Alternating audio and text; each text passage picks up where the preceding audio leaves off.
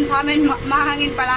Mahangin pa sa amin dahil sa bagyong Paeng. Si Tapaing kasi dumayo sa amin eh. Nakikain pa nga eh. Ayoko, gusto ko nga paalisin eh. Nakikain pa sa amin, nakitulog pa. Sabi ko sa kanya, pumasok muna siya sa sako. Ato, nagahay ang aking mudrakel. Papakita ko sa inyo yung nangyari sa, mga kanina umaga yung mahangin na mahangin. Ito yung sa asawa ko. Papalit natin. So, ngayon guys, Ayan o. Oh, nabiyak. ay, yung bahay namin, huwag niyo siyang pansinin guys. Ganyan talaga siya. Kahit walang bagyo, ganyan talaga siya guys. Ayan o, ay, ito lang yung damage sa amin. Yan. Yan. Ayan lang naman guys. Huwag niyang pansinin guys yung bahay namin. Ganyan talaga yan. Yan, walang ganyan. Ayan. Kaedad po kasi yan ng nanay ko. Yan. Huwag niyong pansinin guys ang aming bahay. Yan. Nakikita nyo guys, lalabas tayo para makita nyo yung hangin. Tingnan nga, lakas diba guys? Sibag yung Paeng, dumayo pa sa amin. Gusto nga makapit bahay pa sa iba. Nakitulog na sa amin eh. Kaya tara guys, papakita ko sa inyo yung dagat. Anak, Manila na siya. Ay, ngayon binigyan ko pang masahe, bagyong Paeng, binigyan ko pang masahe. Sa bus lang, mga 700 lang binigay ko. Kasi, papadayuin ko muna sa ibang lugar. Dito lang mag-i-stay, ano yan? Nga daw nga sa Tayo. Nga daw nga sa alikanak ng tuloy. Nakikita nyo guys, yan. Ayan, tingnan nyo yung mga ano natin. Patingin mo. Yan. Ayan yung ano natin guys, yung sa dolo, ha? Yung sa dolo natin. Abot dito guys, dito. Ayan guys, yung nyug guys, yung nyug. Yung nyug guys, so tignan nyo yung ano niya, oh. Mahangin talaga guys, mahangin. Titignan natin dito sa dagat. Tapos muna, mamaya.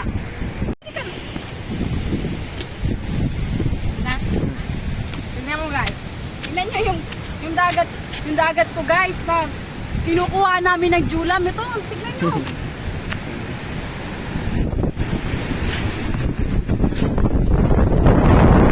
Guys, tignan nyo. Tignan nyo yung dagat namin, oh. Oh, tignan nyo yung ano, no? Yan. Yung ano, so, bagyong alis na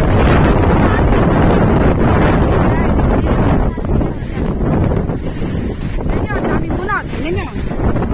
Oh, kawawa naman ang aming stay. Diba?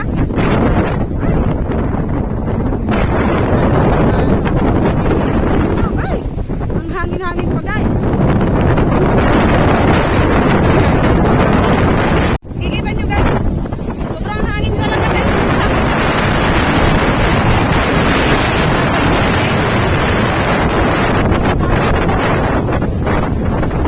Binigyan namin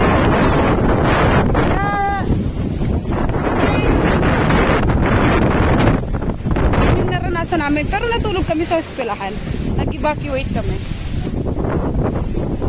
Ayun. Maya ulit guys. Mother, anong masasabi mo sa bagyong Paeng? Ano masasabi mo? Ang masasabi ko, sana wag na siyang bumalik dito. Pagandahin na niya ang panahon. Aba, bakit?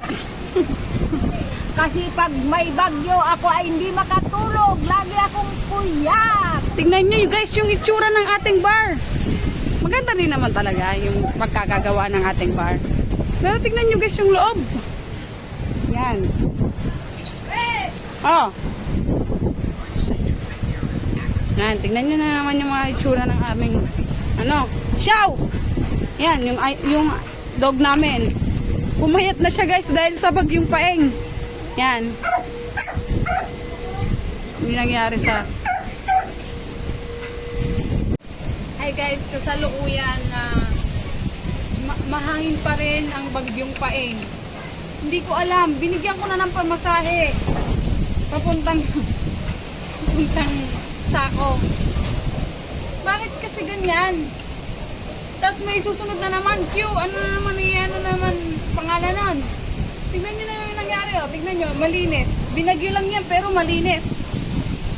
Alam nyo ba guys, dapat pala, pag bumabagyo pala, lumilinis ang ating loob ng bahay. Tignan nyo to guys, malinis. Sinabon pa at dinauni, ginawang labahan. Yan guys. Tapos, pupunta tayo sa Palangayan, pupunta ako ng bayan ulit. Papakita ko rin yung ibang mga, siguro may mga natumba, ewan ko. Kasi malakas daw yung hangin ng gabi yung bagyong Tapaing. Siguro naman, kita nyo, mahangin. Ngayon, pupunta muna kami ng bayan. Let's go guys!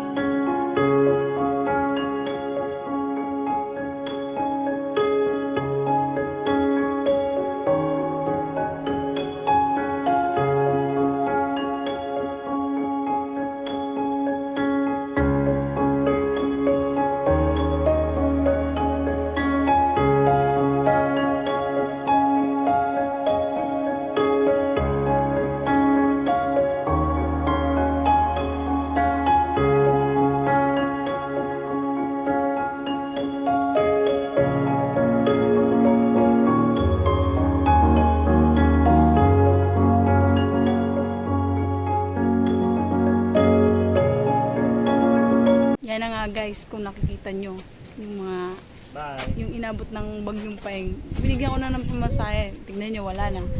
Ngayon mag-LCCC muna kami. LCC, let's go!